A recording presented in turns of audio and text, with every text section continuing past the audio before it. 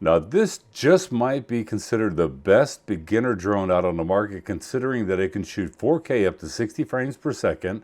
It's under 249 grams and it has forward-facing obstacle avoidance. It's the SKYROVER S1. Now SKYROVER, they did send me the S1 for testing purposes and for a review, but they didn't pay me for this review. They didn't tell me what to say, and they don't get to see this video before it's released. But before we get into any of the video samples of the SKYROVER S1, let's talk about what comes inside the box and some of its features. Now it has a Sony half-inch CMOS sensor with an f1.7 aperture, and is capable of 4K 60 frames per second and 8K 48 megapixel photos. Has a 3-axis gimbal, built-in pre-programmed quick shots.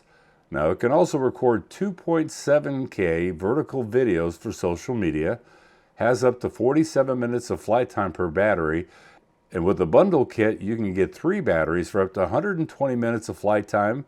It has level 5 wind resistance, also has normal color profile, and it also has an SR log, which is kind of their flat color profile. Has auto tracking feature, which can come in handy if you're a solo creator. Comes in under 249 grams, has forward facing and downward facing obstacle avoidance, and claims 7.45 miles or 12 kilometers in distance.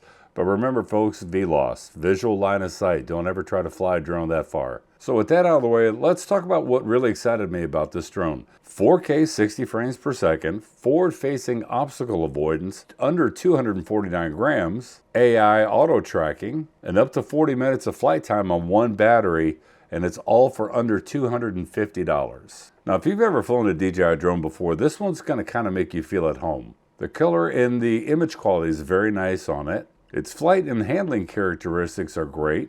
But you know, if we're going to talk about budget drones, we have to talk about its next competitor, I guess, in the budget drone market for beginners, and that's going to be the Potensic Atom 4K drone. And then I'll even do a little prop noise comparison test on a windy day and how they handle each other. But first, let's get into a 4K side-by-side. The SKYROVER S1 versus the Potensic Atom.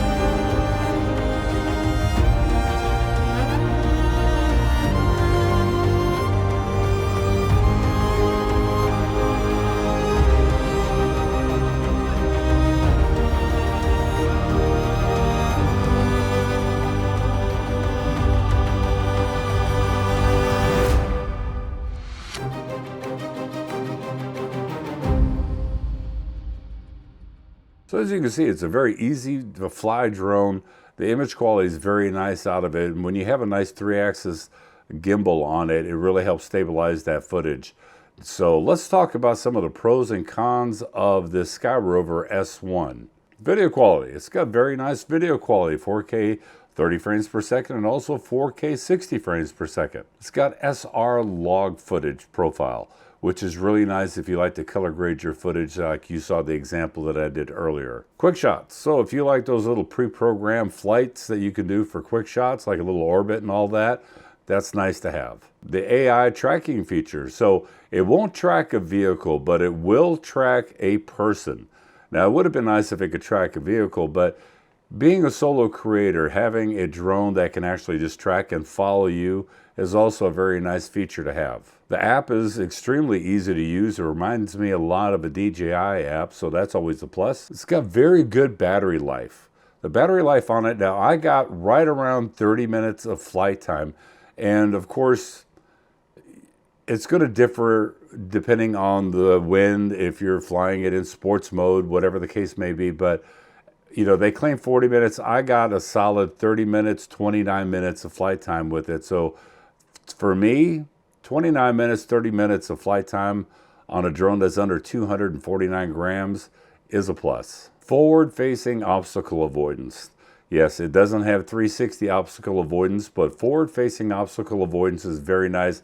When it senses an object, it'll just stop. As you can see right here, I'm pushing forward on the stick. It will not come towards me because it knows I am way too close. So that's also a nice thing to have, especially if you're a beginner and recreational flyer. Now it's got 3 different speed modes. So you've got the Cine-speed mode, which is going to be very slow control cinematic moves. You've got normal, which is nice normal pace. And then you got sports mode. Keep in mind, if you fly in sports mode, it will go faster, but that obstacle avoidance sensor up front is disabled. Now, of course, like all my other reviews, nothing's perfect. So let's talk about some of the cons of the SKYROVER S1. First one's going to be, and I can't really nitpick it really hard because it is a budget drone under $250, but its SR log does look really good. It's a nice flat color profile, but it's only 8-bit. It's not 10-bit.